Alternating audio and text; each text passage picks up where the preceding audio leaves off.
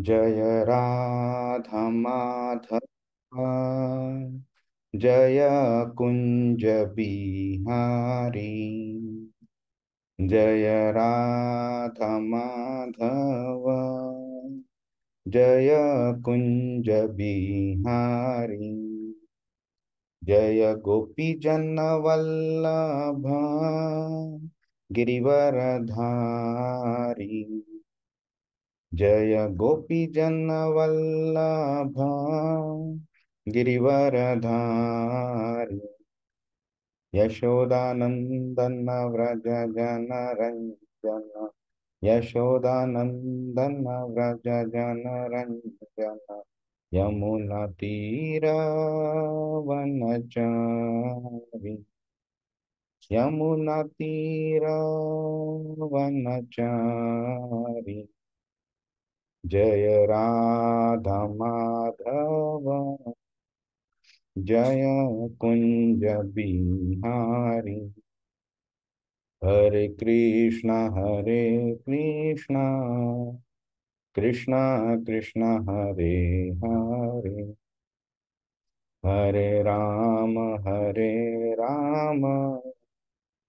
राम राम हरे हरे। हरे कृष्ण कृष्ण कृष्ण हरे हरे, हरे राम राम राम हरे हरे। जय राधा श्याम सुंदर, राधा श्याम सुंदर राधे। जय कृष्ण बलराम, कृष्ण बलराम। जय कृष्ण बलराम, जय गौरानिताय गौरानिताय। जय गौरानिताय, जय जय प्रभुपाद जय श्रील प्रभुपाद। हरिनाम संकीर्तन की जय, श्रीमद् भगवद गीता की जय, श्रील प्रभुपाद की जय। हरे कृष्णा। मंगलाचरण म्हणूया। ॐ अज्ञानतिमिरान्धस्य ज्ञानाञ्जनशलाकया चक्षुरुन्मिलितं येन तस्मै श्रीगुरवे नमः। श्रीचैतन्यमनोभीष्टं स्थापितं येन भूतले स्वयं रूप कदा मह्यं ददाति स्वपदान्तिकं। वन्देऽहं श्रीगुरो श्रीयुतपदकमलं श्रीगुरुन् वैष्णवांश्च। श्रीरूपं साग्रजातं सहगणरघुनाथान्वितां तं सजीवं साद्वैतं सावधूतं परिजनसहितं कृष्णचैतन्यदेवं श्रीराधाकृष्णपादान् सहगण ललिता श्रीविशाखान्वितांश्च। हे कृष्ण करुणा सिंधो दीनबंधो जगत्पते गोपेश गोपिका कांत राधाकांत नमोस्तुते। तप्त कांचन गौरांगी राधे वृंदावनेश्वरी वृषभानुसुते देवी प्रणमामि हरिप्रिये। वाञ्छाकल्पतरुभ्यश्च कृपा सिन्धुभ्य एव च पतितानां पावनेभ्यो वैष्णवेभ्यो नमो नमः। नमां विष्णुपादाय कृष्णप्रेष्ठाय भूतले श्रीमते भक्तिवेदांत स्वामिन् इति नामिने। नमस्ते सारस्वते देवे गौरवाणी प्रचारिणे निर्विशेष शून्यवादी पाश्चात्य देशतारिणे। जय श्री कृष्ण चैतन्य प्रभु नित्यानंद श्री अद्वैत गदाधर श्रीवासादि गौरभक्त वृंद। हरे कृष्णा कृष्ण कृष्ण हरे हरे, हरे राम राम राम हरे हरे। हरे कृष्णा। सगळ्यांचं स्वागत आहे। अ, आज नवीन अध्याय, 5वा अध्याय सुरू करणार आहोत आपण। तर कोणाला काही प्रश्न आहे आपण आतापर्यंत जे काही शिकलो त्यामध्ये? अ, प्रभू, एका श्लोकमध्ये तुम्ही आम्हाला एक्सप्लेन केलेलं की आपले देवाशी कनेक्शन्स असतात म्हणून, आणि त्या कनेक्शन थ्रू प्रत्येकाला वेगवेगळ्या रूपामध्ये कृष्ण हवा असतो. आणि म्हणजे आपण फर्दर त्याच्यावरती बोललो नव्हतो, पण मला माझं असं विचारायचं होतं की नॉर्मली आपल्या समोर कोणी असलं तर it's we are at ease to connect to that person and we can serve that person more easily. So असं जर देवाशी एक आपलं एक पर्टिक्युलर कनेक्शन, जसं मला आता कृष्ण बेबी रूपमध्ये आवडतं, वाटतंय. सो एक पर्टिक्युलर ह्याच्यामध्ये आपण विचार केला देवाचा, तो इझिली आपल्या थोड्या पुढच्या गोष्टी कळत जातात. पण मी एखाद कुठल्या तरी प्रवचनमध्ये हे पण ऐकलंय की नॉर्मली आपण ह्या आता म्हणजे आपली जी लाईफ चालते त्याच्यामध्ये we should not think about that connection, कारण आपलं स्पिरिच्युअल वर्ल्डमध्ये जे देवाशी कनेक्शन असतं ते आपल्याला माहिती नसतं काय असतं. So it may not match with that connection. So I just wanted to know, कारण कनेक्शन असलं की थोडं सर्व करणं किंवा भक्ती करणं जरा इझी जातं. हरे कृष्णा. आय थिंक हे दोन वेगळ्या वेगळ्या पॉइंट्स आहेत ऍक्च्युली. आपलं जे कनेक्शन जे कृष्णाबरोबर ओरिजिनल आहे गोलोका वृंदावन मध्ये, ते त्याला आपलं स्वरूप म्हटलं जातं. हा. तर हा म्हणजे खूपच टेक्निकल ही गोष्ट आहे. म्हणजे आता ह्या स्टेजला आपण त्याबद्दल डिस्कस करणं म्हणजे खूपच लवकर डिस्कस केल्यासारखं आहे. पण इन समरी सांगायचं झालं तर स्वरूप म्हणजे आपलं जे ओरिजिनल जी रिलेशनशिप आहे, आपलं ओरिजिनल जी पोझिशन आहे कृष्णाबरोबर आणि श्रीमती राधाराणी बरोबर, तर त्या पोझिशन बद्दल तुम्ही ज्या लेक्चरमध्ये ऐकलं असेल त्याबद्दल त्यांनी ते सांगितलं असेल. आणि त्याचा आत्ता विचार करण्याची आवश्यकता नाहीये. म्हणजे आपण अतिशय म्हणजे आपण केजी मध्ये आत्ता नुसती ऍडमिशन घेतलेली आणि आपण PhDच्या लेवलवरती जे आपल्याला डिस्कस करायला पाहिजे तो हा टॉपिक आहे. आणि बऱ्याच डिवोटीज जेव्हा त्यांनी त्यांची बॉडी सोडली आणि त्यावेळी त्यांचे जे आपण म्हणजे बाकीच्या डिवोटीजनी त्यांचं बिहेवियर, त्यांचं बोलणं जे होतं ते ऑब्झर्व केलं आणि ते रेकॉर्ड करून ठेवलं आपल्याकरता, त्यावेळी जाणवून येतं की त्यांना त्यावेळी त्यांच्या स्वरूपाची अक्षरशः देह सोडतानाच्या काही क्षण आधी त्यांना त्यांची ते स्वरूप त्यांना त्यांचं जाणवलेलं म्हणून. तर ही ती त्यावेळीची गोष्ट आहे. जे आपलं तुम्ही जे दुसरं जे कनेक्शन म्हणालात ते कनेक्शन म्हणजे तुम्हाला एखादं कृष्णाचं एखादं रूप आवडतं. काही लोकांना कृष्णाचं बाळगोपाळ स्वरूप आवडतं, काही लोकांना त्यांचं दामोदरचं लीला आवडते, काही लोकांना भगवद्गीता सांगताना युद्धातलं रूप आवडतं, काही लोकांना गोपींबरोबर श्रीमती राधाराणी बरोबर खेळताना जे रूप आहे ते आवडतं. तर प्रत्येकाची आवड वेगळी वेगळी असते आणि जशी असते त्याप्रमाणे कृष्ण त्याला रेसिप्रोकेट करतो. तर तुम्ही ते जे रूप तुम्हाला जे आवडतंय त्या रूपाची तुम्हाला जास्ती आवड निर्माण व्हावी असं वाटत असेल तर तुम्ही त्या रूपाचं विचार करून ध्यान करून तुम्ही भक्ती तुम्ही करू शकता. पण जे तुम्ही आधी जे बोललात ते स्वरूप ही गोष्ट कम्प्लिटली वेगळी आहे. Okay Prabhuji, noted. हरे कृष्णा. हरे कृष्णा. तर आता आपण पाचवा अध्याय बघणार आहोत. पण बिफोर पाचवा अध्यायाला जाण्याआधी कोणी मला सांगेल की चौथ्या अध्यायामध्ये अक्षरशः 2-3 ओळींमध्ये तुम्हाला काय समजलं चौथ्या अध्यायाचं? अक्षरशः म्हणजे ते एलिव्हेटर पिच म्हणतो ना आपण, 30 सेकंदामध्ये आपल्याला कोणत्या तरी व्यक्तीला माहिती द्यायची असते. तर 30 सेकंदामध्ये तुम्हाला चौथ्या अध्यायाबद्दल काय कळलं तुम्हाला? एक आपल्याला बेसिक ज्ञानाची आवश्यकता असते. म्हणजे मी आत्मा आहे आणि मी इथे कशासाठी आलो पाहिजे आणि मी काय केलं पाहिजे. तर जेव्हा हे बेसिक ज्ञान जे आहे हे जरी असलं तरी आपला भक्ती मार्ग चालू होतो.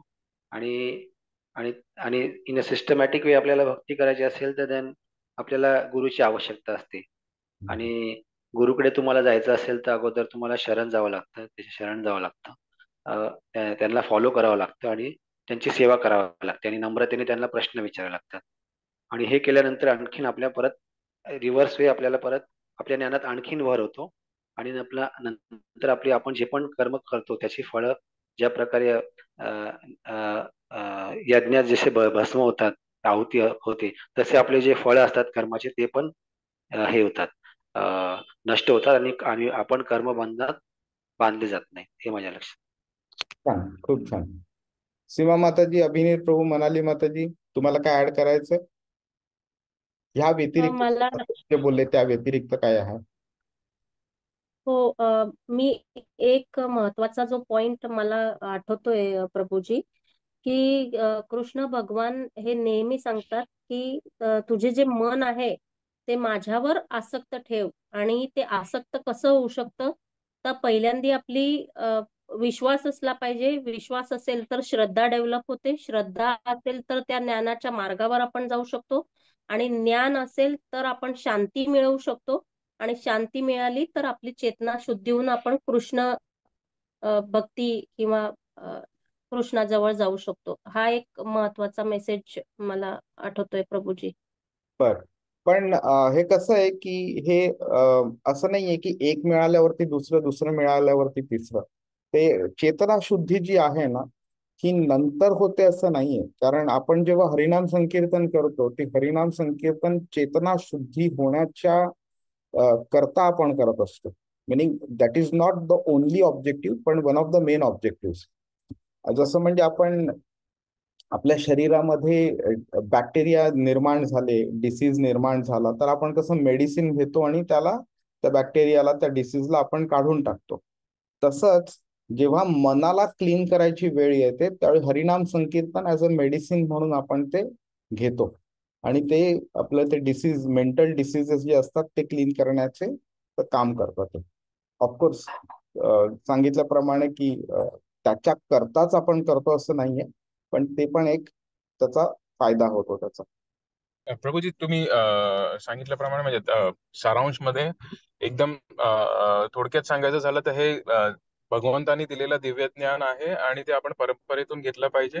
आणि घेताना गुरुची म्हणजे गुरुचा आदर ठेवून जसं गुरुंकडून शिकलं त्याप्रमाणे ते घ्यावं आणि ते तसं आत्मसात करून त्याप्रमाणे वागावं, असं या चौथ्या अध्यायाचं मला वाटतं. ठीक आहे. आता जस्ट एक 2 सेकंदामध्ये आपण बघून घेऊया की चौथ्या अध्यायामध्ये अर्जुनाने जो आधी प्रश्न विचारलेला की का एखादी व्यक्ती इच्छा नसताना सुद्धा बळजबरीपूर्वक मनाविरुद्ध त्याला काम करावं लागतं, तर त्याचं उत्तर कृष्णाने 36व्या श्लोकापासून 43व्या श्लोकापर्यंत दिलं तिसऱ्या अध्यायामध्ये. मग चौथा अध्याय सुरू करताना कृष्णाने हे जे ज्ञान आहे त्या ज्ञानाची हिस्ट्री द्यायला सुरू केली. की कधी झालं, कसं कोणाला दिलं आधी त्यांनी हे ज्ञान, कसं ज्ञान आपण अर्जित करावं, भक्तो सीमे सखाचेती वगैरे हे सगळं झालं. तो काय येतो, तो काय करतो पृथ्वीवरती, त्याच्या शरीरामध्ये आपल्या शरीरामध्ये काय फरक आहे, मग त्याच्या लीला आपण का जाणून घ्याव्या वगैरे, मग त्यांनी तो आपल्याला कसं रिवॉर्ड करतो वगैरे हे सगळं झाल्यानंतर मग नंतर त्यांनी कर्माला परत रिलेट केला हा टॉपिक. आणि नंतर मग त्यांनी सांगितलं की त्याची कर्म, आपली कर्म ही काशी वेगळी आहेत आणि काय त्या दोघांमध्ये डिफरन्स आहे ते सांगितलं. 3 प्रकारच्या कर्मांबद्दल वगैरे सांगितलं.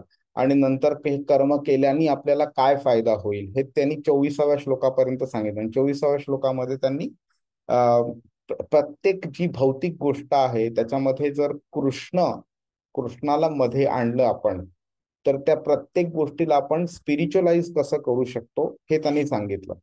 आणि हा आपल्या बऱ्याच जणांचा हा नेहमीचा प्रश्न असतो की बाबा मी जेवतोय किंवा मी ऑफिसला जातो किंवा मी मुलांचा अभ्यास घेतो किंवा मुलं शाळेत जातात किंवा मी माझ्या बायको बरोबर गप्पा मारतो आणि किंवा सोसायटीमध्ये मी इंटरॅक्ट करतो वगैरे, तर ह्या सगळ्या गोष्टी मी स्पिरिच्युअलाइज कसा करू शकतो, तर त्याचंही त्यांनी तिकडे उत्तर दिलं. त्यानंतर त्यांनी त्याग, सॅक्रिफाईस काय असतं, यज्ञ हे काय असतं ते त्यांनी तिकडे त्यावेळी आपल्याला सांगितलं. 29व्या श्लोकापर्यंत वेगवेगळ्या प्रकारचे जे यज्ञ असतात ते सांगितले त्यांनी.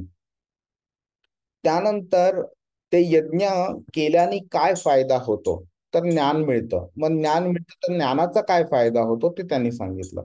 आणि मग ते ज्ञान अजून कसं अर्जित करावं, गुरुला शरण जाऊन वगैरे ते सांगितलं त्यांनी. त्यानंतर ह्या ज्ञानाने आपण हा भवसागर कसा पार करू शकतो ते सांगितलं त्यांनी.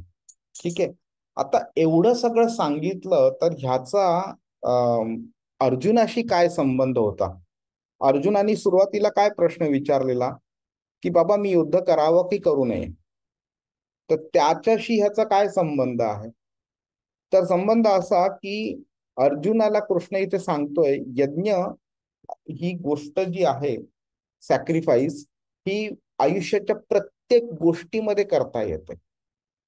तिकडेच कृष्ण अर्जुनाला सांगत होता की तू जेव्हा युद्ध करतोय ते युद्ध सुद्धा यज्ञ समजून कर. पण ते अर्जुनाला ते तसं नीट त्यावेळी समजलं नाही.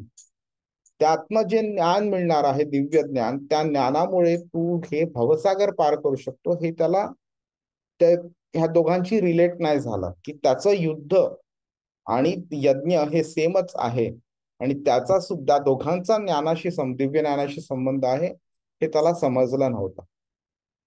ठीक आहे.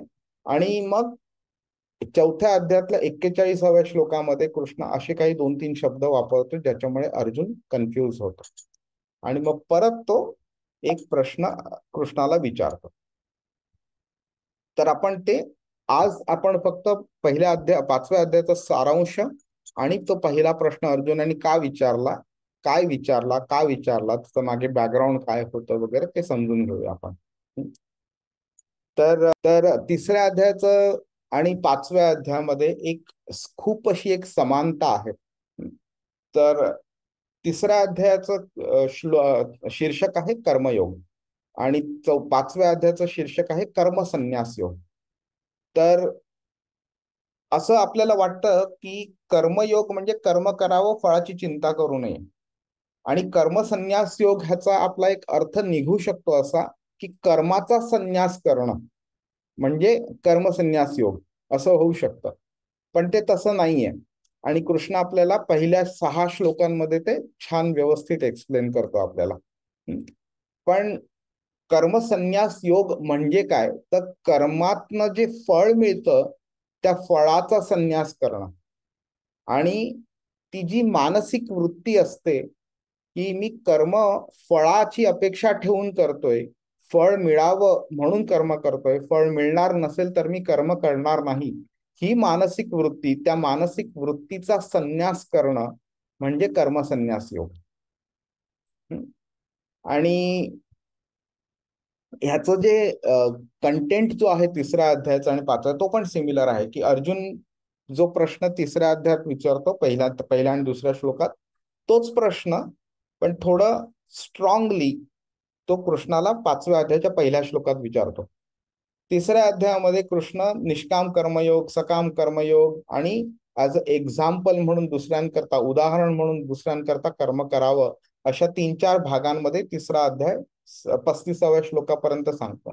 सिमिलर पद्धतीने तो इकडे पण सांगतो की संन्यास म्हणजे काय आणि कर्मयोग आणि कर्मसन्यास योग मध्ये काय डिफरन्स आहे आणि फळाचं कसं त्याग करावा वगैरे ह्या बेसिसवरती तो सांगतो आणि तो अजून पुढे घेऊन जातो.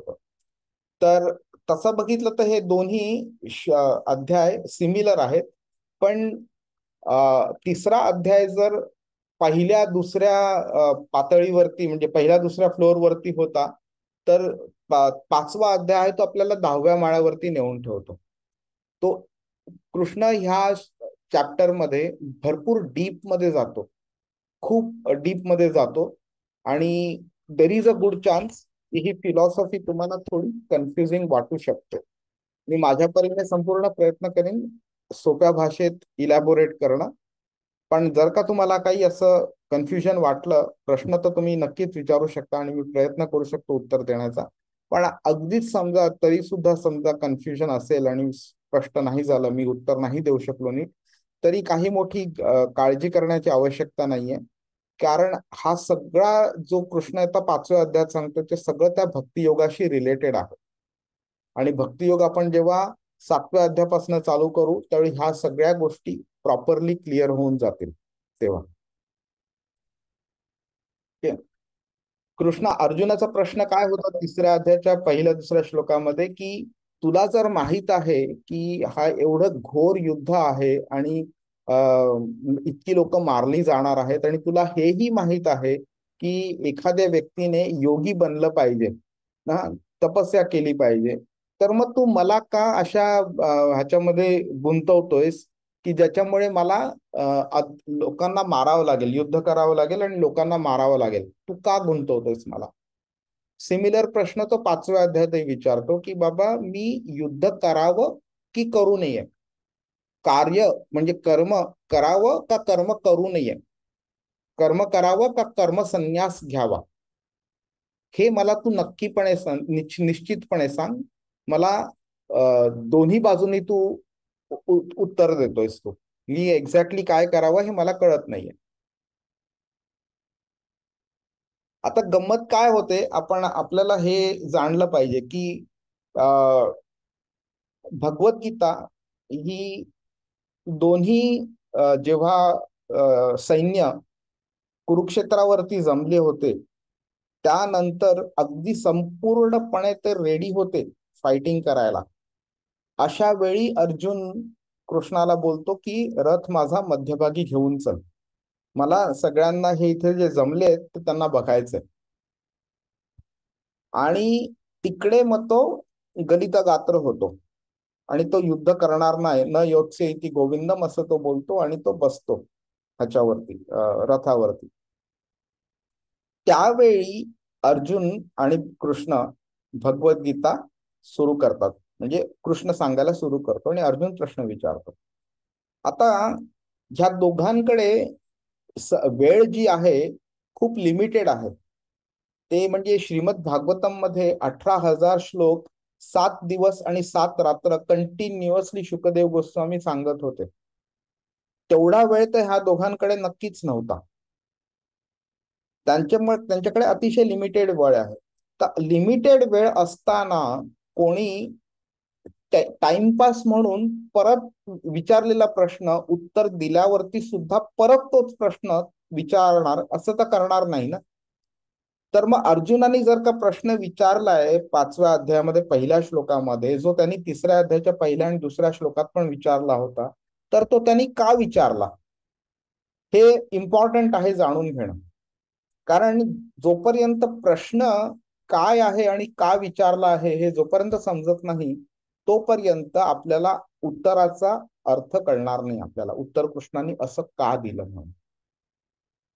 तर एक अँगल आपण असं बघू शकतो की कृष्णाने त्याला उत्तर दिलं, पण त्याला असं कन्फर्म्ड असं उत्तर मिळत नव्हतं, स्पष्ट असं उत्तर मिळत नव्हतं, म्हणून त्याला स्पष्ट असं उत्तर हवं होतं, त्यामुळे त्यांनी तो परत प्रश्न विचारला. हे एक आपण असं अँगलनी बघू शकतो. पण दुसऱ्या अँगलनी जर बघितलं तर कृष्णाने असं काहीतरी बोललाय तो 41 आणि 42व्या श्लोकामध्ये, ज्यामुळे अर्जुनामध्ये कन्फ्युजन क्रिएट झालेली आहे. ती कन्फ्युजन दूर करण्यासाठी अर्जुन हा प्रश्न विचारतो. ओके, आतापर्यंत म्हणजे 5व्या अध्यायामध्ये काय आहे हे जाणून घेण्याकरता आतापर्यंत आपण जे बोललो ते सफिशियंट आहे, आणि आपण जसं पुढे जाऊ तसं आपण ते इलॅबोरेट करू. आपण आता 5वा अध्याय जो आहे ना, त्याचा जे वेगळे वेगळे 29 श्लोक आहेत त्याचं विच्छेदन कसं केलंय ते जरा आपण बघूया आपण. आणि 5व्या अध्यायापर्यंत म्हणजे 2ऱ्या अध्यायाचा पासून 5व्या अध्यायापर्यंत जे विच्छेद आहे ते जरा बघूया. नंतर 5व्या अध्यायाचा जो ब्रेकअप आहे वर्सेसचा तो पुढच्या स्लाइडमध्ये बघूया. तर 2ऱ्या अध्यायामध्ये कृष्णाने काय केलं, अर्जुनाने 4-5 प्रश्न विचारले, आर्ग्युमेंट्स टाकल्यावरती कृष्णाने त्याला आत्म्याबद्दल एक असं प्राथमिक लेवलचं जे ज्ञान असतं ते दिलं त्याला, आणि आपण भौतिक शरीरात कसे अडकतो आणि त्यातनं कसे मुक्त होऊ शकतो त्याबद्दल अशी बेसिक अशी माहिती दिली. त्याच्यामध्ये ते सांगताना त्यांनी बुद्धियोगाचा बद्दल बेसिक इन्फॉर्मेशन दिली. 3ऱ्या अध्यायामध्ये काय केलंय की त्यांनी कर्मयोगाचं सांगितलं आणि त्यांनी सांगितलं की कर्म करायचं का करायचं, आणि ते केल्याने आपण त्या मेंटॅलिटी जर राईट असली तर त्यातनं आपण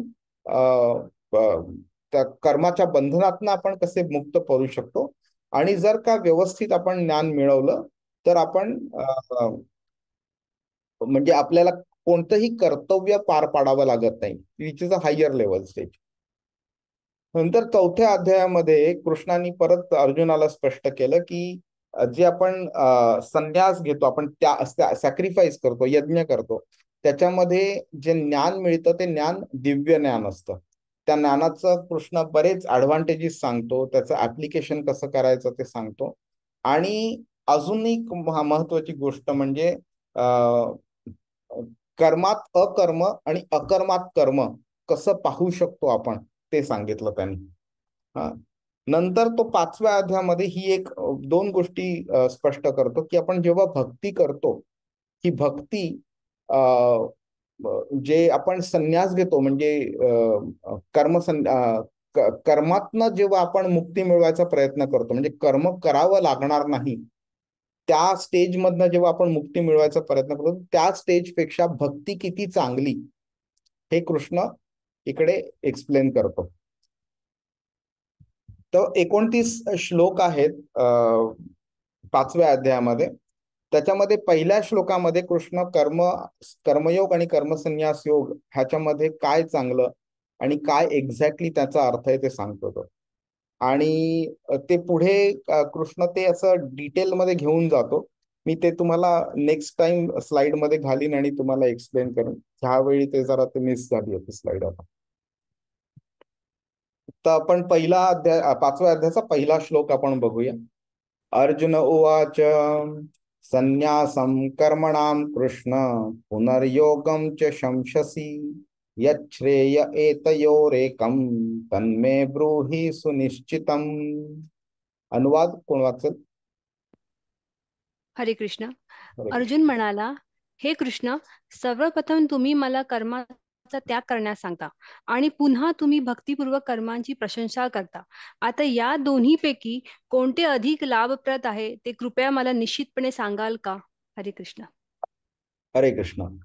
आता आपण आता ह्याबद्दलच आपण बोलत होतो ना, की अर्जुन कन्फ्यूज झालेला आहे आणि म्हणून तो कृष्णाला तो परत एक्झॅक्टली माझ्याकरता काय चांगलं आहे हे सांग असं सांगतोय तो.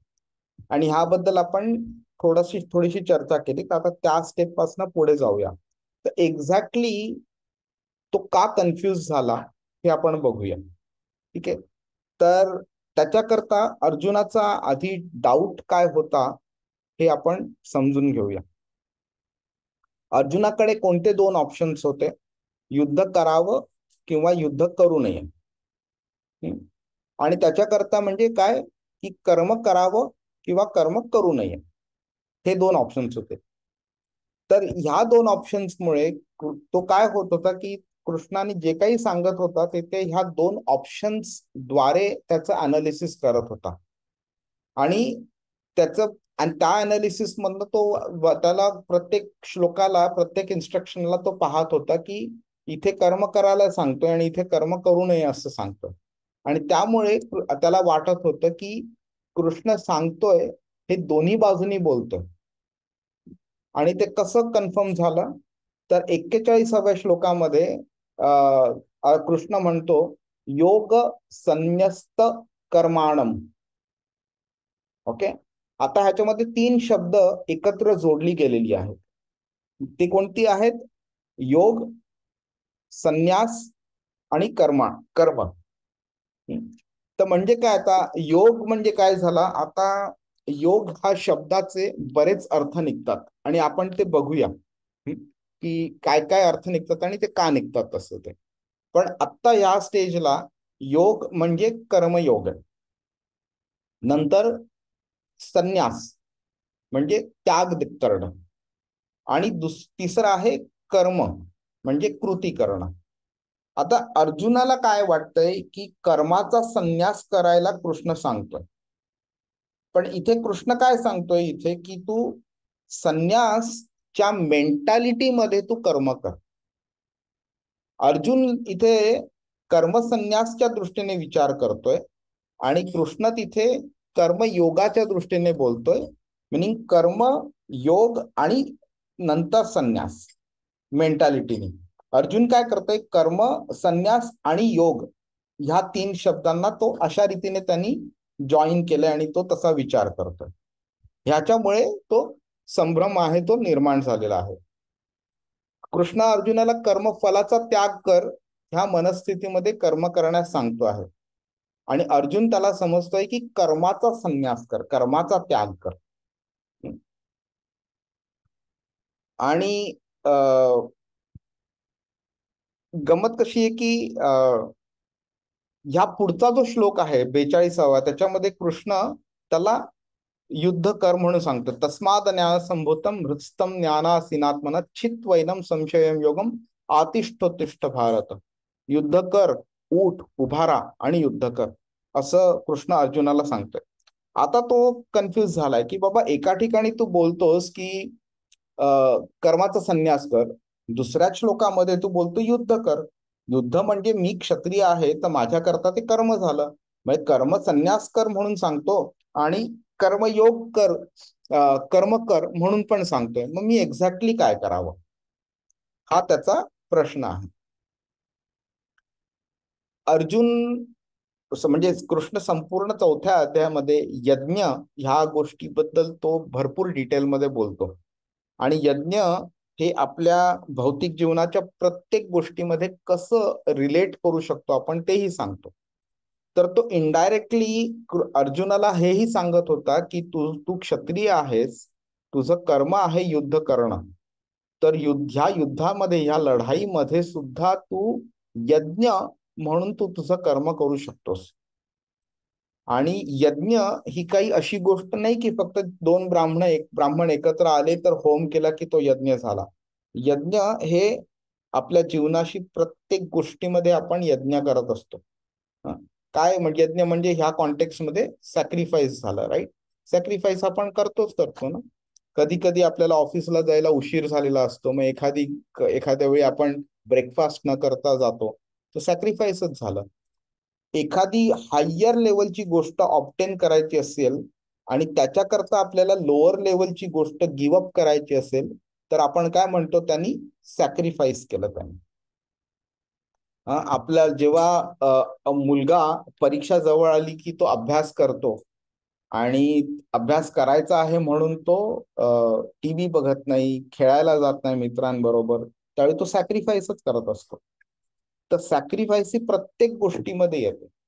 फक्त काय आहे की आपण कोणाकरता सॅक्रिफाईस करतोय आणि काय मेंटॅलिटीनी करतोय आपण, हे जाणलं गेलं पाहिजे, ज्याच्यामुळे आपण आध्यात्मिक मार्गावरती प्रगती करू शकतो. ही गोष्ट अर्जुनाला समजली नव्हती की त्याचं युद्ध हे सुद्धा एक यज्ञ आहे म्हणून. मागे मी सांगितल्याप्रमाणे कुरुक्षेत्राची भूमी हे एक यज्ञाचा एक होमपात्र असं समजू शकतो आपण. जे कौरव आहेत ते युद्धामध्ये बळी पडणारी ती साधन सामग्री आहे. अर्जुन हा एक ब्राह्मण आहे आणि त्याचं गांडीव जे आहे ते जो आपण चमचा वापरतो तूप घालायला यज्ञामध्ये, तर तो गांडीव म्हणजे त्या चमच्यासारखा आहे. आणि अर्जुन तो ब्राह्मणासारखा आहे जो बाण मारणार आहे कौरवांना आणि त्यांना मारून त्यांची आहुती देणार आहे यज्ञामध्ये कुरुक्षेत्राच्या भूमीवरती. तर त्या दृष्टीने सुद्धा अर्जुन बघू शकतो त्याला. तर अर्जुनाला तो विरोधाभास जो होता तो जाणवला की बाबा एका ठिकाणी हे कर्म कर सांगतोय, दुसऱ्या ठिकाणी कर्म संन्यास कर सांगतोय, एका युद्ध कर सांगतोय, एका ठिकाणी अशी मेंटॅलिटी वापरायला सांगतोय वगैरे. तर त्यामुळे हा त्यांनी प्रश्न विचारलेला आहे. ठीक आहे, आता आपण थोडं डिटेलमध्ये जाऊया ह्याच्यामध्ये. आणि आता जे पुढचे ते 2-4 श्लोक येणार आहेत त्याच्यामध्ये जी टर्म्स कृष्णाने वापरलेले आहेत ते टर्म्सचा अर्थ काय आहे आणि कॉन्टेक्स्ट स्पेसिफिक टर्म्स मधनं त्याचा अर्थ काय आहे ते आपल्याला समजणं आवश्यक आहे. तर मग बाकीच्या गोष्टी शिकायला सिंपल होतील आपल्याला. तर योग आणि योगी हे 2 शब्द कृष्णाने वापरलेले आहेत. तर कोणत्या स्टेजमध्ये भगवद्गीता आहे त्याच्या बेसिसवरती आपण समजू शकतो की कृष्ण कोणता योग म्हणतोय. जेव्हा तो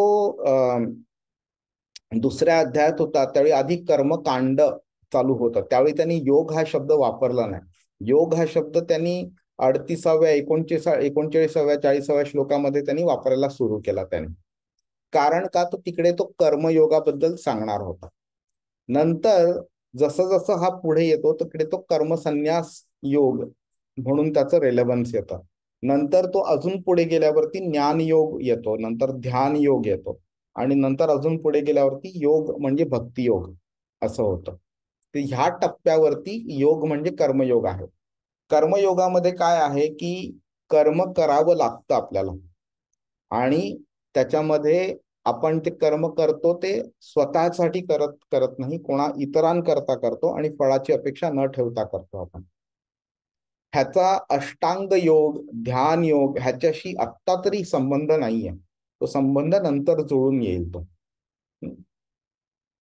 आणि योग हा शब्दाचा बेसिक अर्थ काय आहे की आपण बोलतो ना, आज कसा योग जुळून आला, कोणी आपल्या घरी भेटायला आलं तर किंवा कोणी आपल्याला रस्त्यात भेटलं तर वगैरे, तर त्याचा अर्थ काय असतो की एखाद्याशी कनेक्ट करणं युनियन होणं, त्याला योग म्हणतात. तर कृष्णाशी आपण जेव्हा भक्तियोग करतो त्यावेळी भक्तीद्वारे आपण कृष्णाशी कनेक्ट करायचा प्रयत्न करत असतो, त्याला भक्तियोग म्हटलं जातं. तर कृष्ण काय करतो इथे, तर कृष्ण योग म्हणजे संपूर्ण सत्य असं त्याचा रिलेट करतोय आणि आध्यात्मिक जे वास्तव आहे त्याला तो लिंक करतोय एकमेकांशी. ओके. आणि ह्या प्रोसेसला योग म्हटलं जात. जो आत्ताच्या स्टेजला कर्मयोग आहे आणि पुढे जसं भगवद्गीता जाईल पुढे तशी त्याला त्याला भक्तियोग म्हटलं जाईल. आणि असाच प्रकारचा शब्द अर्जुनाने स्वतः सुद्धा 3.1 मध्ये वापरलेला पहिल्या श्लोकामध्ये.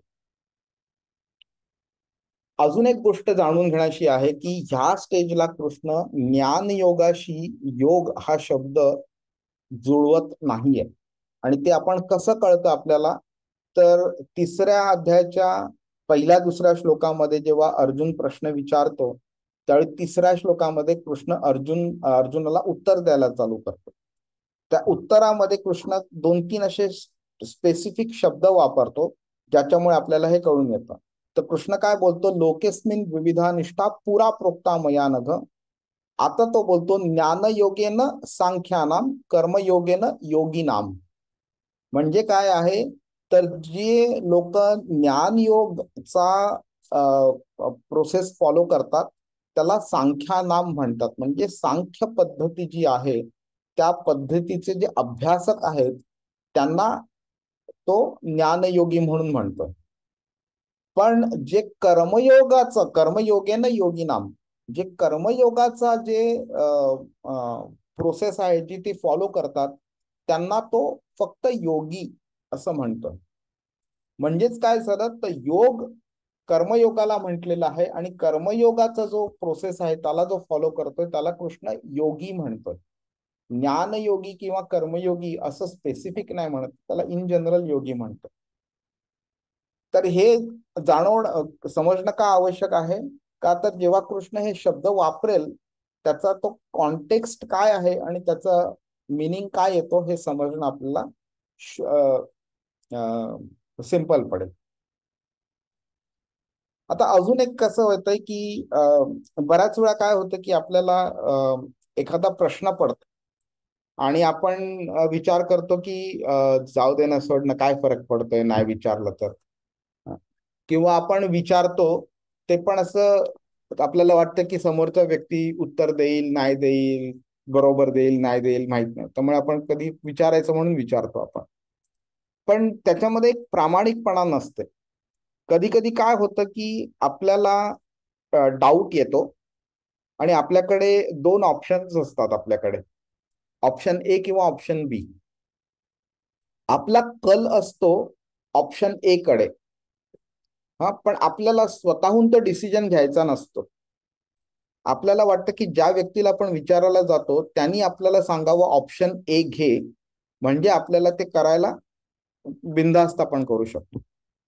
आणि त्यांनी जर का ऑप्शन बी चं उत्तर दिलं तरी सुद्धा आपल्याला ते पटत नाही. मग आपण अशा वेळी काय करतो, परत आपण दुसऱ्या व्यक्तीकडे जातो विचारायला आणि आपण तोपर्यंत लोकांना विचारत राहतो जोपर्यंत एखादी व्यक्ती अशी भेटत नाही जो बोलेल ऑप्शन ए घे म्हणून. आणि मग आपल्याला आपल्या मनासारखं उत्तर मिळालं किंवा नंतर आपण बोललो हा ती व्यक्ती पण बोलली म्हणून मी ते ऑप्शन ए घेतलं. पण हा प्रामाणिकपणा नसतो आपल्या प्रश्न विचारण्याच्या प्रक्रियेमध्ये. तर इथे काय होतंय, आपण अर्जुनाचा प्रामाणिकपणा कसा दिसतोय आपल्याला ते आपण बघूया आपण. तर अर्जुन काय बोलतो, यच्छ्रेय एत योरेकम तन्मे ब्रूहि सुनिश्चितम. तर सुरुवातीपासून जेव्हा भगवद्गीता अर्जुन जेव्हा बोलायला स्टार्ट करतो त्यावेळी तो प्रत्येक वेळी श्रेय काय आहे ह्याच्यामध्ये हे तो विचारतो. श्रेय म्हणजे काय की जे लॉंग टर्म गुड आहे ते, आणि प्रेय म्हणून अजून एक गोष्ट असते ज्याला शॉर्ट टर्म गुड म्हणतात.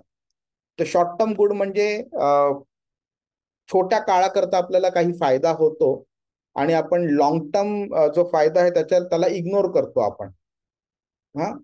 आणि शॉर्ट टर्म बेनिफिट करता आपण ते कार्य करतो आपण. पण लॉंग टर्म मध्ये ते गेल्यावरती आपल्याला त्याचा पश्चाताप होतो, अरे मी त्यावेळी ते तसं का केलं, नसतं केलं तर आता मला असा असा फायदा झाला असता. तर अर्जुन प्रामाणिकपणे कृष्णाला विचारतोय की मला नेहमी श्रेयाबद्दलच सांग, प्रेयाबद्दल सांगू नको. आणि तो जो त्याचा साधना करण्याचा जो एक गंभीरपणा आहे, सिरियसनेस आहे आणि सिन्सिअरिटी आहे, ते त्याच्यामध्ये आपल्याला दिसून येतं. कारण तो असं बोलतोय की भलेही मी आता डिफिकल्ट सिच्युएशन वरती आहे, पण मला शॉर्ट टर्म शॉर्टकट्स नाही घ्यायचेत, मला शॉर्ट टर्म बेनिफिट नाही बघायचं, मला लॉंग टर्म बेनिफिटच सांग. आणि आपण आता मग बोलल्याप्रमाणे की त्याला युद्ध करायचं नाहीये, कारण त्याला असं वाटतं ह्यातनं मला पाप होणार आहे. तरी सुद्धा तो त्याला पटतंय म्हणून कृष्णाला तो त्याच्या अशा प्रश्न विचारून आणि उत्तर द्यायला ड्राईव्ह नाही करत आहे, ज्याचं उत्तर कृष्ण अर्जुनाच्या फेवरमध्ये करेल. तो त्याला स्पष्टपणे विचारतोय त्याला की तू आत्ता हे बोलला आणि थोड्या वेळीपूर्वी तू हे बोलला, तुझ्या ह्या बोलण्याचा अर्थ हा निघतो आणि ह्या बोलण्याचा अर्थ हा निघतो, एक्झॅक्टली मी काय करू, माझ्या लॉंग टर्म बेनिफिट करता काय आहे मला सांग. आणि जेव्हा आपण अशा मनस्थितीमध्ये असतो आणि कोणाला आपण प्रश्न विचारतो, तर आपण काय करतो की जेव्हा एखादा शिक्षक किंवा ज्याला आपण प्रश्न विचारतो ती व्यक्ती जेव्हा अशा रीतीने उत्तर देते की त्याचा अर्थ एक पहिला पण निघू शकतो, दुसरा पण निघू शकतो, त्यावेळी मग एखादा स्टुडंट जो असतो, जो प्रामाणिक नसतो, तो मुद्दामून त्याच्या फेवरमध्ये असणारा ऑप्शनच्या दृष्टीने विचार करतो आणि स्वतःला जे हवंय ते करतो तो. पण इथे अर्जुन प्रामाणिक आहे. अर्जुन हे नाही म्हणत आहे की बाबा कृष्णा तू असं असं सांगितलं पण त्याचा असा असा अर्थ माझ्या दृष्टीने निघत होता म्हणून मी तसं तसं करणार आहे. नाही, मला डाऊट आहे आणि मला माहितीये की हा डाऊट तूच एकटा व्यवस्थित क्लॅरिफाय करू शकतो, त्यामुळे मी तुला विचारतोय, तुम्हाला नक्की काय आहे ते माझ्याकरता सांग. हरे कृष्ण. ठीक आहे. आता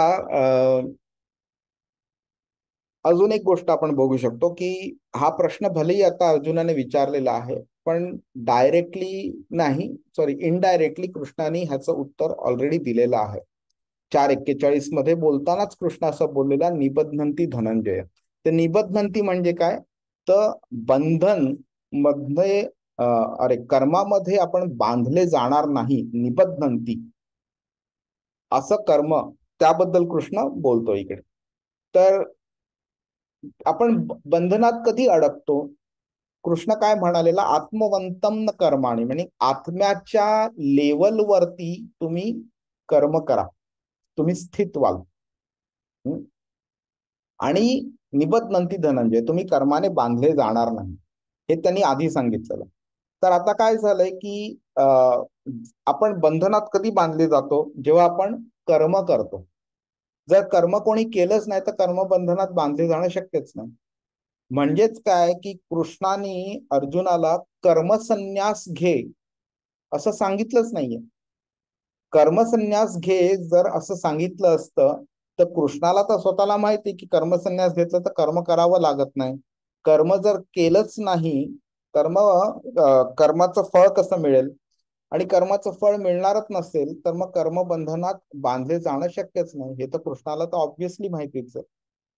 तर मग जेव्हा तो बोलतो निबध्नंती धनंजय, तेव्हा त्याला हे माहित आहे की कर्म कर, ह्याच इन्स्ट्रक्शननी मी तुला सांगतोय, हा पॉइंट ध्यानात ठेवून मी तुला सांगतोय की तुला कर्म करावं लागणार आहे आणि कर्मातनं फळ पण मिळणार आहे, पण ते फळ असं असेल की तू त्यात बांधला जाणार नाही, अशा मेंटॅलिटीने तू कर्म कर, म्हणजे निबध्नंती धनंजय, म्हणजे कोणत्याही प्रकारचं रिझल्ट तुला घ्यावं लागणार नाही जबरदस्तीने. आणि जेव्हा कृष्णाला हे माहितीये तर मग कृष्णाने त्याला त्या प्रकारे ते सांगितलंच नसतं की कर्म करायचं नसतं, तर मग निबध्नंती हे ऍप्लिकेबल झालंच नसतं आणि त्यामुळे कृष्ण त्याला सांगितलंच नसतं. नंतर आता आपण अजून एक बघून घेऊया ह्या गोष्टींचं, म्हणजे आपण आता डिटेलमध्ये का जातोय, कारण पुढे जे कृष्ण उत्तर देतो ना, ह्या गोष्टींशी त्यांचा संबंध येतो. तर अर्जुनाने 4थ्या अध्यायापर्यंत काय समजलेलं हे जाणणं थोडं आवश्यक आहे आपल्याला. तर अर्जुनाला काय वाटलेलं की ज्ञानाचा त्याग करणं म्हणजे इंद्रियांचा वापर न करण्यासारखं आहे, म्हणजे कर्म करणं बंद करणं, कर्म संन्यास घेणं म्हणजे कर्म संपूर्णपणे बंद करून टाकणं. आणि त्याच्या दृष्टीने कर्म काय होतं की युद्ध करणं म्हणजे कर्म करणं आणि युद्ध न करणं म्हणजे कर्म न करणं. आता ह्याच्यामध्ये दोन गोष्टी येतात, आपण ह्याबद्दल मागे बोललेलो. ऍक्टिव्हिटी म्हणजे कर्म, पण इनऍक्टिव्हिटी म्हणजे लॅक ऑफ कर्म असा अर्थ निघू शकतो. पण इन ऍक्शन आणि इनऍक्टिव्ह ह्या दोन्ही गोष्टी वेगळ्या वेगळ्या आहेत. मी जर बसून राहिलो तर एका दृष्टीनं असं विचार केला जाऊ शकतो की मी कर्म करत नाही, पण मी काम करत असताना सुद्धा जर का मला त्याचं रिझल्ट नाही मिळत असेल तर ते झालं इनऍक्शन. म्हणजेच काय की कर्म केलं जातंय पण त्या कर्मातनं काही रिझल्ट मिळत नाही. म्हणजे कर्म न करणं आणि कर्म करून सुद्धा त्यातनं रिझल्ट न मिळणं ह्या दोन गोष्टी वेगळ्या आहेत. अर्जुन हे समजू शकला नव्हता, त्यामुळे अर्जुनाला फक्त हेच वाटत होतं की युद्ध न करणं म्हणजेच कर्म न करणं. मग कसं असं कृष्ण बोलतोय की कर्म पण कर आणि योगी पण बन आणि संन्यास पण घे. त्यामुळे त्याला सगळे ते कन्फ्युजन झालेलं. त्याला हे समजत नव्हतं की कर्म आणि कर्मफल त्याग या दोन गोष्टी एकत्रितपणे करू शकतो आपण. त्याला वाटत होतं की क्रिया आणि अशी क्रिया ज्यातनं प्रतिक्रिया होणार नाही ह्या दोन्ही गोष्टी वेगळ्या आहेत, म्हणून त्याला ते नीट समजत नव्हतं त्याला.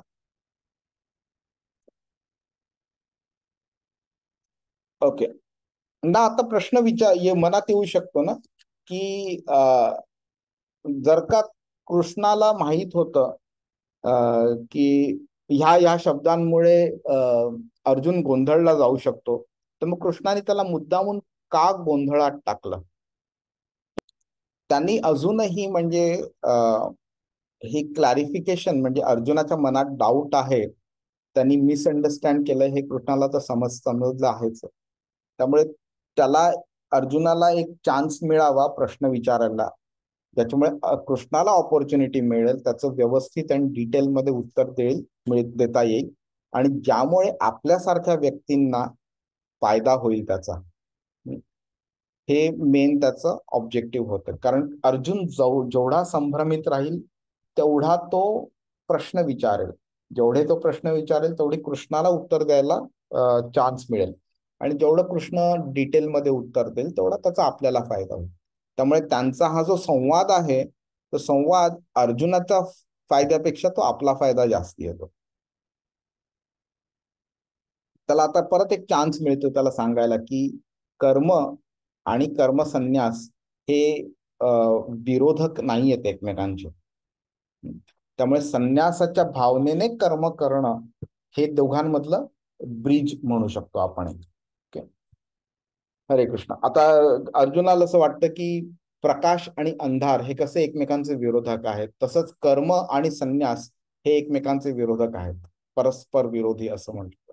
पण कृष्ण त्याच्यावरती जोर देतोय आता की जी व्यक्ती ज्ञानी असते ती ज्ञानी व्यक्ती सुद्धा कार्य करते, कार्य त्यांनी केलं पाहिजे त्यांनी. म्हणून मुद्दामून कृष्ण असे कॉम्प्लेक्स शब्द वापरतो ज्याच्यामुळे तो अर्जुनाला डाऊट मध्ये टाकतो आणि त्याला प्रश्न विचारतो अर्जुन आणि कृष्णाला हे मिळतं, उत्तर द्यायला चान्स मिळतो. आणि कसं आहे की एखादी व्यक्ती ज्याला रिझल्ट मिळत नाही ना, तर त्याचं माइंडसेट मटेरियलिस्टिक असलं तर त्याला ते एक फ्रस्ट्रेशन निर्माण होतं.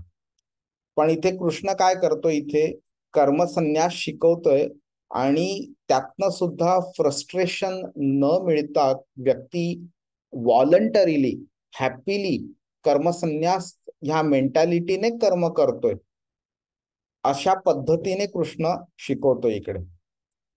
आणि कृष्ण इथे मेन काय बोलतोय की कृतीमध्ये संन्यास आणला पाहिजे, कृतीचा संन्यास नाही.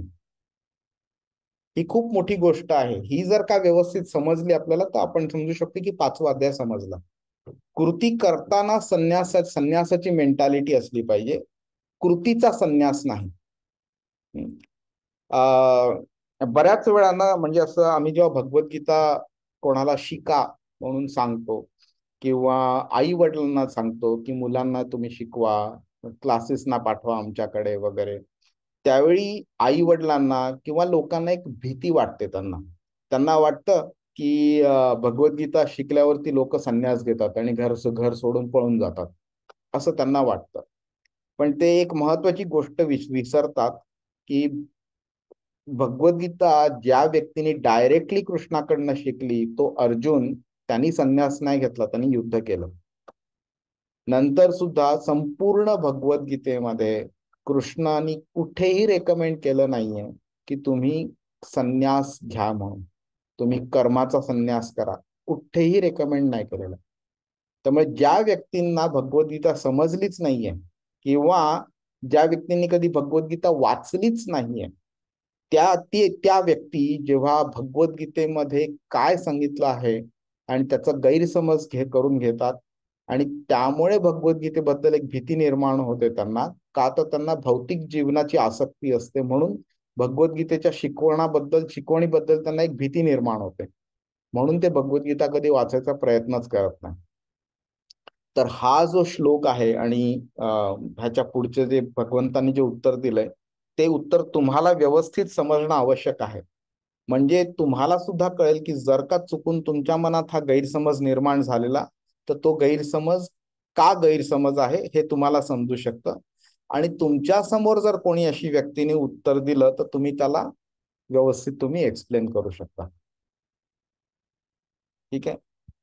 आता आपण ओके, दुसरा श्लोक आज नाही जमणार आपल्याला. आता फक्त एक लास्ट गोष्ट आपण बघूया इकडे. ओके. प्रभू, एक ऍक्च्युली मी 3ऱ्या अध्यायापासून चालू केलं हा. माझं हे. तर हे ज्ञानयोग जे आहे आणि कर्मयोग, हे दोन्ही म्हणजे मला डिफरन्स नाही कळला ज्ञानयोग आणि कर्मयोगचा कळलं, पण ज्ञानयोग मध्ये एक्झॅक्टली काय असतं? ओके, सिंपल शब्दांमध्ये आपण हे एक्सप्लेन करूया आता. योग म्हणजे काय आपण बोललो ह्याबद्दल, बरोबर. योग म्हणजे ती प्रक्रिया ज्यामुळे आपण कृष्णाशी आपले संबंध प्रस्थापित करतो आणि कृष्णाकडे पोहोचायचा प्रयत्न करतो. सिंपल आहे, एवढं समजलं. आता ह्याचे वेगळे वेगळे मार्ग आहेत. काही लोक कर्म करून कृष्णाकडे पोहोचतात, जसं कृष्णाने 20व्या श्लोकात सांगितले 3ऱ्या अध्यायामध्ये, कर्मणैव हि संसिद्धिं आस्थिता जनकादय. जनक आणि जनका रिलेटेड जे राजा होते त्या पूर्ण त्या पिढ्यांमध्ये, ते सगळी लोक फक्त कर्मयोग करून कृष्णाकडे पोहोचले. म्हणजे कर्मयोगाने जाता येतात. ज्ञानयोग म्हणजे ज्ञान मिळवायचं आणि ज्ञानाने आपण कृष्णाकडे पोहोचायचा प्रयत्न करणं, हा एक मार्ग झाला. ह्या मार्गावरती काही ड्रॉबॅक्स आहेत त्या मार्गाचे, आणि ते ड्रॉबॅक्स म्हणजे अगदी प्रिलिमिनरी सांगायचं झालं तर तुमच्या माझ्यासारख्या व्यक्ती करता ते शक्य नाहीये.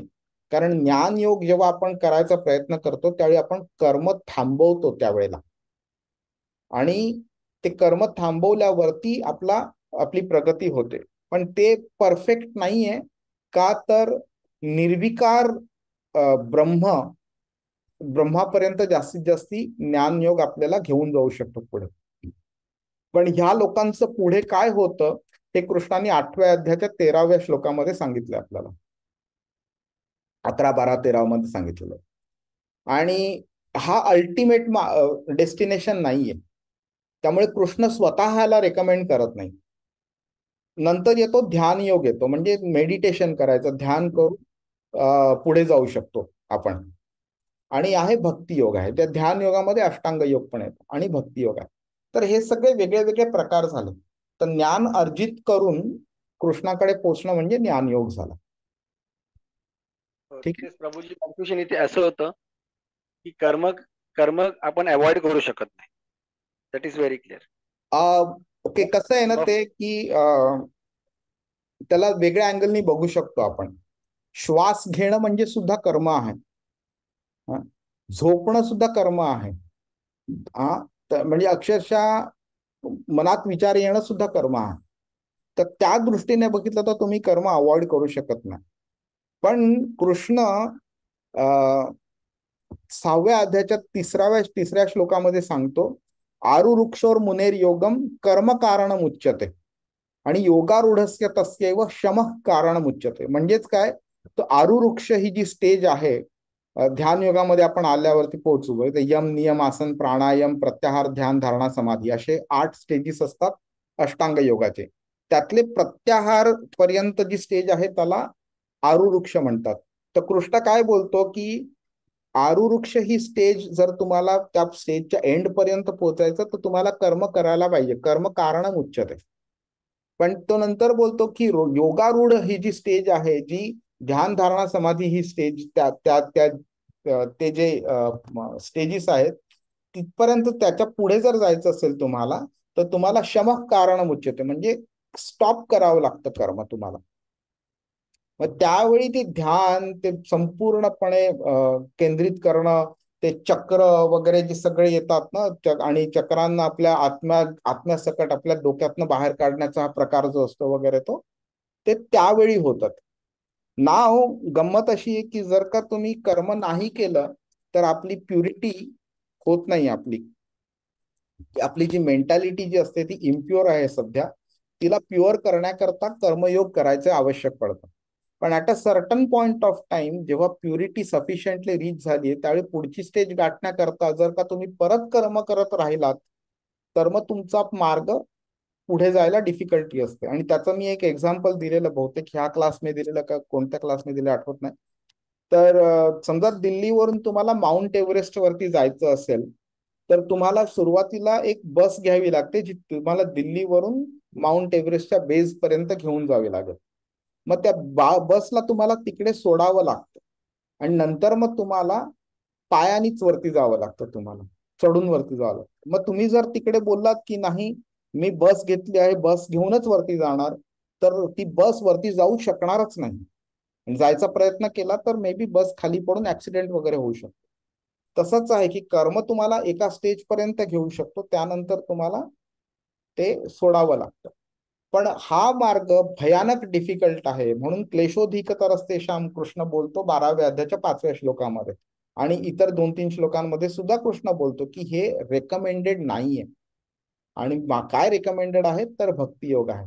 हे जेव्हा आपण जाऊ अजून डीप मध्ये ना, त्यावेळी ह्या गोष्टी एक्सप्लेन करता येतील. हरे कृष्ण. तर आता एक पटकन असं बघून घेऊया की संस्कृत भगवद्गीतामध्ये 5व्या अध्यायाचं शीर्षक आहे कर्मसन्यास योग. पण इंग्लिश आहे त्याच्यामध्ये श्रील प्रभुपाद याचं ऍक्शन इन कृष्णा कॉन्शियसनेस असं टायटल देतात. तर ते टायटल तसं त्यांनी का दिलंय ते जरा पटकन 1-2 मिनिटात आपण बघून घेऊया आणि मग त्यामुळे त्यातनं आपण काय फायदे घेऊ शकतो ते कळेल आपल्याला. तर झालंय काय की दुसऱ्या अध्यायाच्या 6व्या श्लोकामध्ये अर्जुन म्हणतो की मी काय करावं मला कळत नाही, युद्ध करावं की युद्ध करू नये, लोकांना मारावं की मारू नये, पळून जावं का संधी करावी का काय करावं कळत नाहीये, मी कन्फ्युज झालंय, मला तू गाईड कर. हे तो 6व्या श्लोकामध्ये आणि 7व्या श्लोकामध्ये सांगतो. आणि नंतर कृष्ण अर्जुनाला आत्म्याबद्दल माहिती देतो, कर्मकांडाबद्दल माहिती देतो. तो त्याला सांगतो की तू इकडे जिंकलास तर इकडे तुला आनंद मिळेल, किंगडम मिळेल तुला, जर मेलास तू तर वरती गेल्यावर तुला आनंद मिळेल स्वर्गामध्ये वगैरे. तर ते सगळं सांगतो. तर आता गंमत कशी झाली की अर्जुनाने कृष्णाला ऑलरेडी सांगितलेलं की मला तिन्ही लोकांचा स्वामी जरी बनवला तरी मला ते नकोय. नाही प्रपश्यामी ममानुपद्यात यच्छोकम उच्छोषणम इंद्रियाणाम अवाप्य भूमा वसपत्न वृद्धम राज्यम सुराणाम अपि चाधिपत्यम. अवाप्य भूमा वसपत्न वृद्धम म्हणजे इममेजरेबल अशी मला तू लँड दिली, प्रॉपर्टी दिली, आणि त्याच्यावरती संपूर्ण 100% पॉवर जरी मला दिली आणि ती लँड पण अशी आहे की ती नुसती वाळू नाहीये, तर अतिशय फ्लरिशिंग लँड आहे, आणि त्याच्यावरती तू मला संपूर्ण पॉवर दिली तरी मला ते नकोय का? तर it is coming at the expense of killing my relatives. मला माझ्या आप्तस्वकीयांना मारावं लागेल, त्याच्यामुळे मला काय मिळणार असं मला नकोय. भुंजीय भोगान रुधिर प्रदिग्धाम, मला जे काय मिळणार आहे त्यांच्या रक्त लागेल अशी गोष्ट मला कोणतीही नकोय. तर हे सांगितल्यावरती सुद्धा कृष्ण त्याला बोलतो की तुला स्वर्गात जाऊन आनंद मिळेल. तर अर्जुन अशा प्रलोभनांना बळी पडणार नव्हताच. म्हणून कृष्ण त्याला सांख्ययोग सांगून झाल्यानंतर कर्मयोग बुद्धियोगाबद्दल तो त्याला सांगतोय. आता ते सांगताना तो एक गोष्ट असं बोलतो त्याला 49व्या श्लोकामध्ये, दुरेण ह्यवरम कर्म बुद्धियोगात धनंजय. दुरेण म्हणजे दूर ठेवणं, ह्यवरम कर्म म्हणजे अतिशय घाणेरडं कर्म, ज्याच्यामुळे खूप रिॲक्शन येऊ शकते, असं अतिशय घाणेरडं करणं. तो बोलतो की बुद्धियोग वापर, तू बुद्धी वापर आणि बुद्धीचा वापर करून तू अशा ह्या घाणेरड्या कर्मांना बाजूला ठेव. तर अर्जुनाला काय वाटतंय तोपर्यंत की त्याच्याकडे दोन ऑप्शन्स आहेत, युद्ध करणं म्हणजे कर्म करणं म्हणजेच कौरवांना मारणं आणि आप्तस्वकीयांना मारणं, किंवा युद्ध न करणं म्हणजे कर्म न करणं म्हणजे त्यांना नाही मारणं. हे त्याच्याकडे दोन ऑप्शन्स आहेत. त्या दोन ऑप्शन्स मध्ये त्याला वाटतं की अवरम कर्म जे आहे म्हणजे लोकांना मारणं, त्याला तो अवरम कर्म समजतो. आणि त्यामुळे काय होतंय की जो तिसरा ऑप्शन जो आहे तो अजून त्याला समजलेला नाही. मग नंतर कृष्ण कर्मयोगाबद्दल 3ऱ्या अध्यायात सांगतो, 4थ्या अध्यायात सांगतो, आणि 4थ्यामध्ये त्याला कन्फ्युजन पण क्रिएट करतो. आणि अजूनही अर्जुनाच्या दृष्टीने जेव्हा तो 5व्या अध्यायामधला पहिला प्रश्न विचारतोय, त्याच्या दृष्टीने फक्त त्याच्याकडे दोन ऑप्शन्स आहेत, युद्ध कर्म आणि मारणं, किंवा पलायन किंवा युद्ध न करणं म्हणजेच कर्म न करणं म्हणजेच रिॲक्शन न मिळणं. त्याला ह्या दोघांमधला जो ब्रिज आहे तो अजून समजलेला नाहीये. म्हणजेच काय की युद्ध पण करायचं, कर्म पण करायचं, पण कर्माची रिॲक्शन नाही मिळणं, त्यामुळे लोकांना मारून सुद्धा त्यातनं काही निगेटिव्ह न मिळणं. दोन्ही पॉझिटिव्ह जे आहेत दोन्ही मार्गांचे, ते त्याला एकत्रितपणे आणण्याचं ते समजलं नाही. ती विन विन सिच्युएशन जी आहे ते अर्जुन अजून समजलेला नाही. ते कृष्ण ह्या अध्यायामध्ये एक्सप्लेन करतो. आणि जे पॉसिबल आहे फक्त भक्तीने. जेव्हा आपण कर्म करतो आणि रिझल्ट त्याचं कृष्णाला त्याचं अर्पण करतो, त्यावेळी आपण आपलं कार्य पण केलेलं असतं, आपली ड्युटी पण पूर्ण केलेली असते, आणि त्यातनं आपल्याला काही बंधन पण निर्माण झालेलं नसतं. ते म्हणजे कृष्ण भावनेमध्ये केलेली क्रिया, भक्ती. आणि म्हणून प्रभुपाद ज्यांना व्यवस्थित भगवद्गीता समजली आहे, पुढच्या अध्याय त्यांना माहिती आहेत, त्यांनी त्यांचं अध्यायाचं जे समरी जे आहे ते ह्या टायटलमध्येच त्यांनी टाकलेले, कृष्ण भावनेमध्ये केलेली क्रिया म्हणजेच कर्मसन्यास योग. हरे कृष्ण. इकडे तुम्हाला समजून येईल की परंपरेतनं ज्ञान मिळवणं किती गरजेचं आहे. ह्या लेवलची जी डेप्थ आहे ना, जेव्हा आता मी हे स्लाइड्स प्रिपेअर करतो, माझं डॉक्युमेंटेशन आणि माझे नोट्स प्रिपेअर करतो, त्यावेळी जेव्हा प्रभुपादांचे परपोर्ट्स वाचतो, लेक्चर्स मी इतर डिवोटीजचे ऐकतो वगैरे, आणि त्यातनं माझे नोट्स करतो, प्रिपेअर करतो, त्यावेळी मला समजतं की प्रभुपादांनी जे परपोर्ट लिहिलेला आहे त्यांच्या भगवद्गीतेचा, त्याचा जो डीप अर्थ जो आहे तो त्यावेळी मला समजून येतो. त्यावेळी मला जाणवतं की परंपरेतनं ज्ञान मिळवणं किती आवश्यक आहे, आणि इतर लोकांकडनं ज्यांनी स्वतःच्या गुरुकडनं न शिकलेली आणि स्वतःच्या मनात आलेल्या विचारांमुळे त्यांना वाटलंय की गीता अशी असावी, आणि त्यांनी तीच धारणा, तीच समज बनवून ठेवली स्वतःची, आणि त्याप्रमाणे गीता ते इतरांना शिकवतात. आणि अशा वेळी तुम्ही अशा लोकांकडनं गीता शिकली तर तुम्ही तुमच्या आध्यात्मिक प्रगतीवरती किती मोठा खुंटा आणून ठेवता, हे तुम्हाला प्रभुपादांचे परपोर्ट्स वाचल्यावरती समजतं. हरे कृष्ण. प्रभूजी ते ज्ञान योग जे आहे फक्त ज्ञानाने ते ते मला आणखीन क्वेश्चन आहेच माझा. कर्मयोग समजला मला. पण मी बर. ते दुसऱ्या अध्यायाचे मी लेक्चर अटेंड नाही म्हणजे मी नव्हतो तेव्हा. हा I was before from third.